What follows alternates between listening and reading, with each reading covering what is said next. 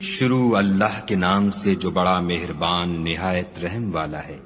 اے پیغمبر صلی اللہ علیہ وآلہ وسلم، جو عورت تم سے اپنے شوہر کے بارے میں بحث و جدال کرتی اور خدا سے شکایت رنج و ملال کرتی تھی، خدا نے اس کی التجا سن لی اور خدا تم دونوں کی گفتگو سن رہا تھا۔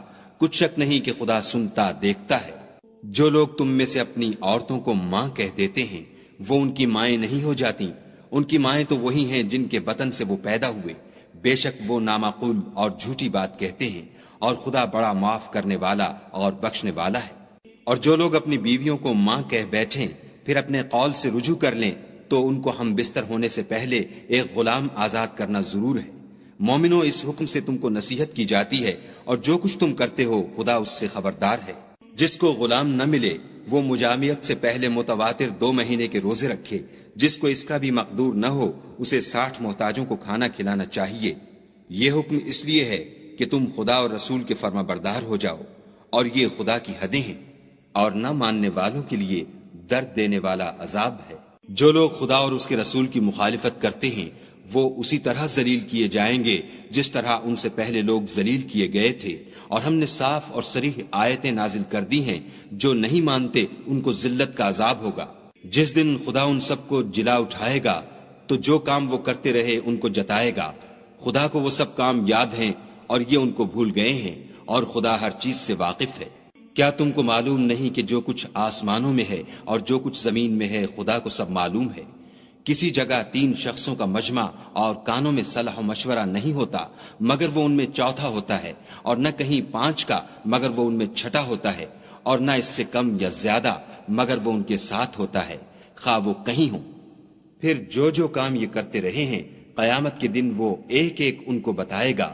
بے شک خدا ہر چیز سے واقف ہے۔ کیا تم نے ان لوگوں کو نہیں دیکھا جن کو سرگوشیاں کرنے سے منع کیا گیا تھا، پھر جس کام سے منع کیا گیا تھا وہی پھر کرنے لگے؟ اور یہ تو گناہ اور ظلم اور رسول خدا کی نافرمانی کی سرگوشیاں کرتے ہیں۔ اور جب تمہارے پاس آتے ہیں تو جس کلمے سے خدا نے تم کو دعا نہیں دی اس سے تمہیں دعا دیتے ہیں، اور اپنے دل میں کہتے ہیں کہ اگر یہ واقعی پیغمبر ہیں تو جو کچھ ہم کہتے ہیں خدا ہمیں اس کی سزا کیوں نہیں دیتا؟ اے پیغمبر صلی اللہ علیہ وآلہ وسلم، ان کو دوزخ ہی کی سزا کافی ہے، یہ اسی میں داخل ہوں گے اور وہ بری جگہ ہے۔ مومنو، جب تم آپس میں سرگوشیاں کرنے لگو تو گناہ اور زیادتی اور پیغمبر کی نافرمانی کی باتیں نہ کرنا، بلکہ نیکوکاری اور پرہیزگاری کی باتیں کرنا، اور خدا سے جس کے سامنے جمع کیے جاؤ گے ڈرتے رہنا۔ کافروں کی سرگوشیاں تو شیطان کی حرکات سے ہیں، جو اس لیے کی جاتی ہیں کہ مومن ان سے غمناک ہوں، مگر خدا کے حکم کے سوا ان سے انہیں کچھ نقصان نہیں پہنچ سکتا۔ تو مومنوں کو چاہیے کہ خدا ہی پر بھروسہ رکھیں۔ مومنوں، جب تم سے کہا جائے کہ مجلس میں کھل کر بیٹھو تو کھل بیٹھا کرو، خدا تم کو کشادگی بخشے گا۔ اور جب کہا جائے کہ اٹھ کھڑے ہو تو اٹھ کھڑے ہوا کرو۔ جو لوگ تم میں سے ایمان لائے ہیں اور جن کو علم عطا کیا گیا ہے خدا ان کے درجے بلند کرے گا، اور خدا تمہارے سب کاموں سے واقف ہے۔ مومنو، جب تم پیغمبر کے کان میں کوئی بات کہو تو بات کہنے سے پہلے مساکین کو کچھ خیرات دے دیا کرو، یہ تمہارے لیے بہت بہتر اور پاکیزگی کی بات ہے۔ اور اگر خیرات تم کو میسر نہ آئے تو خدا بخشنے والا مہربان ہے۔ کیا تم اس سے کہ پیغمبر کے کان میں کوئی بات کہنے سے پہلے خیرات دیا کرو ڈر گئے؟ پھر جب تم نے ایسا نہ کیا اور خدا نے تمہیں معاف کر دیا تو نماز پڑھتے اور زکوٰۃ دیتے رہو، اور خدا اور اس کے رسول کی فرما برداری کرتے رہو، اور جو کچھ تم کرتے ہو خدا اس سے خبردار ہے۔ بھلا تم نے ان لوگوں کو نہیں دیکھا جو ایسوں سے دوستی کرتے ہیں جن پر خدا کا غضب ہوا؟ وہ نہ تم میں ہیں نہ ان میں، اور جان بوجھ کر جھوٹی باتوں پر قسمیں کھاتے ہیں۔ خدا نے ان کے لیے سخت عذاب تیار کر رکھا ہے، یہ جو کچھ کرتے ہیں یقیناً برا ہے۔ انہوں نے اپنی قسموں کو ڈھال بنا لیا اور لوگوں کو خدا کے رستے سے روک دیا ہے، سو ان کے لیے ذلت کا عذاب ہے۔ خدا کے عذاب کے سامنے نہ تو ان کا مال ہی کچھ کام آئے گا اور نہ اولاد ہی کچھ فائدہ دے گی۔ یہ لوگ اہل دوزخ ہیں، اس میں ہمیشہ جلتے رہیں گے۔ جس دن خدا ان سب کو جلا اٹھائے گا تو جس طرح تمہارے سامنے قسمیں کھاتے ہیں اسی طرح خدا کے سامنے قسمیں کھائیں گے، اور خیال کریں گے کہ ایسا کرنے سے کام لے نکلے ہیں۔ دیکھو یہ جھوٹے اور برسرے غلط ہیں۔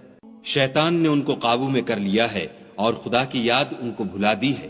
یہ جماعت شیطان کا لشکر ہے، اور سن رکھو کہ شیطان کا لشکر نقصان اٹھانے والا ہے۔ جو لوگ خدا اور اس کے رسول کی مخالفت کرتے ہیں وہ نہایت ذلیل ہوں گے۔ خدا کا حکم ناطق ہے کہ میں اور میرے پیغمبر ضرور غالب رہیں گے، بے شک خدا زوراور اور زبردست ہے۔ جو لوگ خدا پر اور روز قیامت پر ایمان رکھتے ہیں تم ان کو خدا اور اس کے رسول کے دشمنوں سے دوستی کرتے ہوئے نہ دیکھو گے، خواہ وہ ان کے باپ یا بیٹے یا بھائی یا خاندان ہی کے لوگ ہوں۔ یہ وہ لوگ ہیں جن کے دلوں میں خدا نے ایمان پتھر پر لکیر کی طرح تحریر کر دیا ہے اور فیض غیبی سے ان کی مدد کی ہے، اور وہ ان کو بہشتوں میں جن کے تلے نہریں بہ رہی ہیں داخل کرے گا، ہمیشہ ان میں رہیں گے۔